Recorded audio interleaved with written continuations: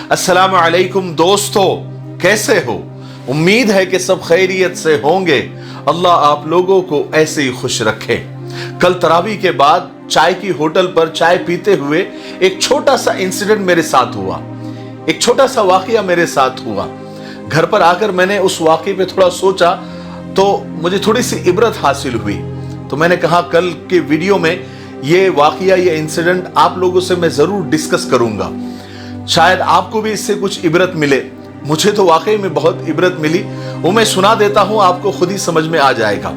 कल तरावी के बाद चाय की होटल पर एक बंदा मिला। वो कोई मेरा दोस्त नहीं था, बस ऐसे मिलने जुलने वाला, कभी कभी मिल गया तो सलाम कलाम, खैर खैरियत, बस यहां तक ही था।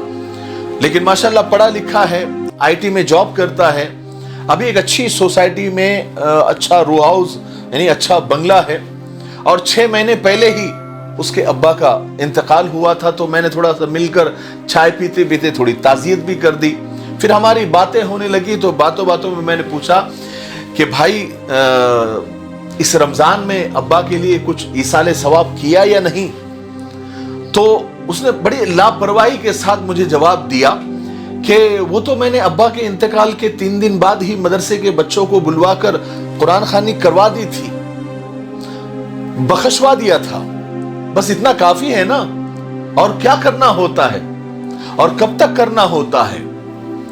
तो मुझे बड़ा ताज्जुब हुआ। मैंने कहा भाई ये तो हमेशा करना होता है ना, थोड़ा थोड़ा क्यों नहीं होता? ये जिंदगी भर करना होता है, आखिर वो माँ बाप है हमारे, अभी तो वो कब्रों में है, एक सुभान अल्लाह भी वो कह नहीं सकते, एक सुभान अल्लाह के मोहताज है। और आज हमारे पास मौका है कि हम खुद की भी तैयारी करें और उनको भी इसाले सवाब पहुंचाएं। मैंने उसको कहा कि आपके अब्बा ने भी तो आपके लिए जिंदगी भर बहुत कुछ किया होगा ना, आपको पढ़ाया लिखाया, जॉब पर लगवाया, शादी करवाई, सब कुछ किया होगा। कहने लगा हाँ बहुत कुछ किया। फिर वो बातों बातों में कहने लगा कि अब्बा के मरने से पहले ही अब्बा ने पूरी जिंदगी के कमाई से हमारे लिए एक अच्छी सोसाइटी में एक रो हाउस, एक बंगला 2.5 करोड़ का खरीदा और हम उसमें शिफ्ट हुए। और उसके 2 महीने के बाद अब्बा का इंतकाल हो गया। यानी पूरी जिंदगी बाप ने मेहनत की होगी, पता नहीं कैसे की होगी। हम तो उम्मीद करते हैं कि हलाल की होगी, मेहनत से ही की होगी, हम तो अच्छा गुमान रखेंगे। लेकिन 2.5 करोड़ रुपए का बंगला खरीदा और 2 महीने के बाद ही उनका इंतकाल हो गया। और औलाद को देखो, औलाद कहती है कि यानी उसने भी किया होगा तो यही सोच के किया होगा ना। एक बाप जब करता है तो यही सोच के करता है कि मेरी औलाद के काम आएगा, मेरी औलाद, मेरे बच्चे इसमें रहेंगे और सुख से रहेंगे, शांति से रहेंगे, सुकून से रहेंगे, और मेरे मरने के बाद हमको इसाले सवाब करते रहेंगे, हमारे लिए कुछ ना कुछ बख्शवाते रहेंगे। एक छोटी सी उम्मीद, एक छोटी सी बात दिल में माँ बाप की रहती है कि मेरे मरने के बाद मेरे बच्चे हमारे लिए कुछ करेंगे। घर आकर मैं उस वाकये के बारे में, उस इंसिडेंट के बारे में सोचने लगा तो मुझे एक झटका लगा, एक इबरत हासिल हुई, और मेरे दिल में जो बातें आई वो मैं बस आपको बताना चाहता हूं। आज की वीडियो का भी वही मकसद है। मेरे दिल में ये बात आई कि भाइयों, क्या आपको लगता है आपके मरने के बाद जो आपके रिश्तेदार है, आपके दोस्त है, आपकी औलाद है, आपके भाई बहन है, कुरान पढ़ के आपको बख्शेंगे? ये जो औलादें हैं आपकी, ये कुरान पढ़ेगी आपके लिए, जो आपके कहने पर सुबह नमाज के लिए नहीं उठती? ये रिश्तेदार आपके लिए दुआ करेंगे जिनसे आपकी लड़ाइयां ही खत्म नहीं होती? और ये दोस्त आपके लिए फातिहा पढ़ेंगे जो आज आपकी नमाज पढ़ने पर आपका मजाक उड़ाते हैं? और ये भाई बहन आपके लिए सदका और खैरात करेंगे जो सिर्फ ईद के ईद आपको मिलने के लिए आते हैं?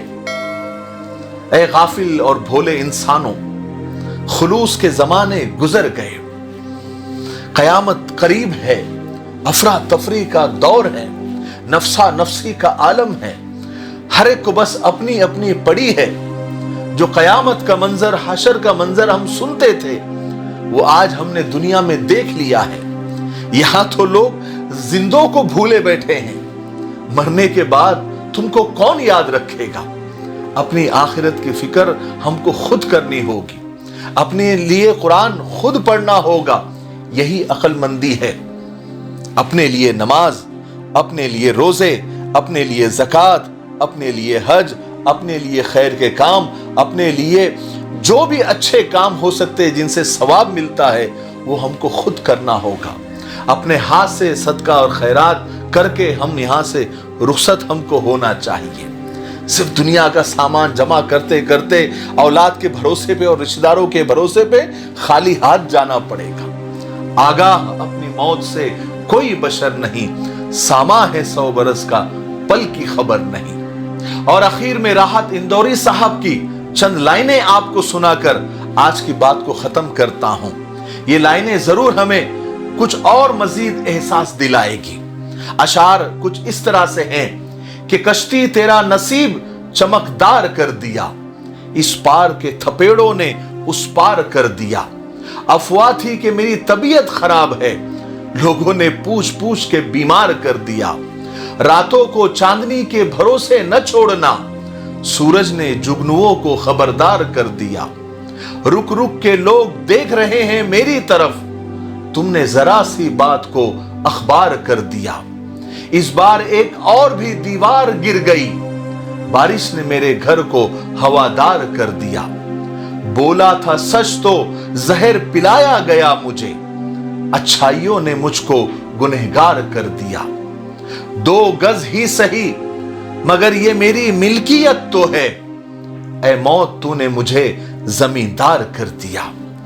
مجھے امید ہے کہ آج کے اس چھوٹے سے انسیڈنٹ نے اور عبرت ناک اور سبق آموز باتوں سے ہم کو بہت کچھ سیکھنے کو ملا ہوگا۔ اس لیے اللہ کے رسول صلی اللہ علیہ وسلم نے فرمایا کہ عقل مند آدمی وہ ہے جو مرنے سے پہلے مرنے کی تیاری کر لے۔ اور اخیر میں ایک بات بتاتا ہوں، سب سے اچھا ایصال ثواب نیک اولاد ہوتی ہے، اس لیے رہتی زندگی میں اولاد کی اچھی تربیت کر کے اس دنیا سے جانا چاہیے، تو وہ خود ہی ایصال ثواب ہوتا رہتا ہے۔ ٹھیک ہے، یعنی اپنی اولاد کے لیے اچھی دنیا چھوڑنے سے اچھا ہے کہ دنیا کے لیے اچھی اولاد اور اپنے لیے اچھی اولاد چھوڑ کر جاؤ۔ السلام علیکم ورحمۃ اللہ وبرکاتہ۔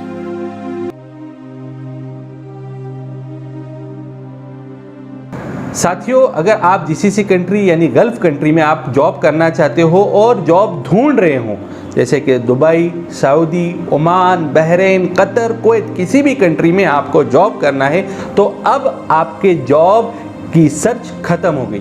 اریبہ ٹورزم پر آپ کا CV بھیجائے اور ہمارے نمبرات پر کانٹیکٹ کریں، انشاءاللہ ہم آپ کو آپ کے ٹیسٹ کے مطابق آپ کی جاب آپ کو دیں گے۔ الحمدللہ ہمارے پاس ابھی سعودی کے 100 ویزا آئے ہوئے ہیں، تو جن لوگوں کو بھی جو بھی ریکوائرمنٹ ہے آپ اس نمبرات پر کانٹیکٹ کریں اور آپ ہمیں اپنا CV بھیجائیں۔ السلام علیکم ورحمۃ اللہ وبرکاتہ۔